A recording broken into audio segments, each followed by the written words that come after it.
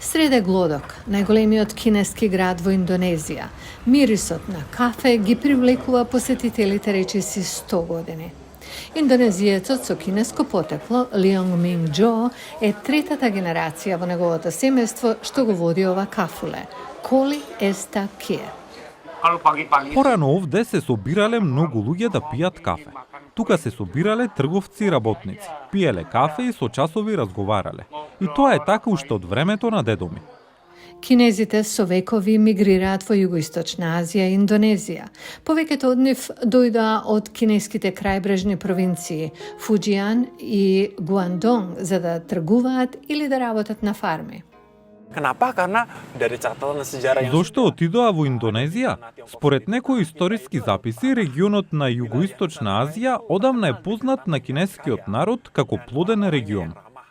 Во 1600-тите, холандска источно-индиска компанија започна да колонизира делови од Индонезија, регион познат како Источна Индија. Откако избувнаа смртоносни немири меѓу холандските и кинеските работници во 1740 година, холанѓаните воведоа сериозни ограничувања за кинезите. Така е формирана кинеската област наречена Глодок. Pada waktu itu orang-orang Tionghoa tidak boleh tinggal di luar distriknya Tionghoa. Во тоа време на кинезите не им беше дозволено да живеат надвор од кинеската област. Тие можеа да живеат само во таа област. Така, тие таму работеле, тргувале, живееле и ги извршувале сите своји активности во таа област. Речиси 300 години подоцна, работите се сменија. Глодок сега е една од клучните трговски области во Џакарта. Потомците на првите кинески мигранти станаа едни од најуспешните предприемачи во градот.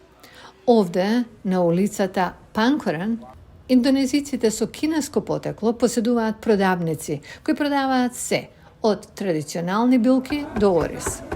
Нивното патување до работа трае само неколку минути. karakteristik mereka itu kan tidak jauh dari niaga. Луѓето со кинеско потекло се претежно трговци и поради нивните трговски активности создадоа станбен концепт кој е ефикасен за водење бизнис, концепт на продавница.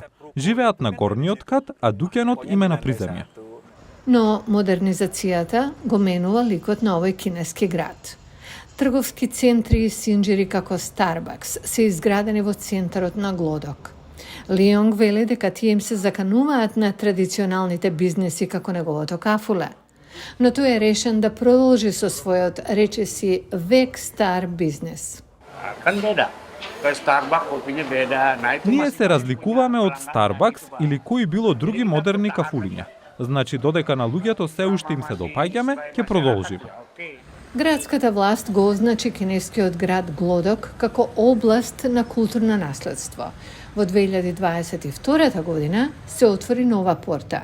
Тоа е символ на различноста на Џакарта, во чест на она што индонезиците со кинеско потекло го изградија за да го направат градот она што е денес.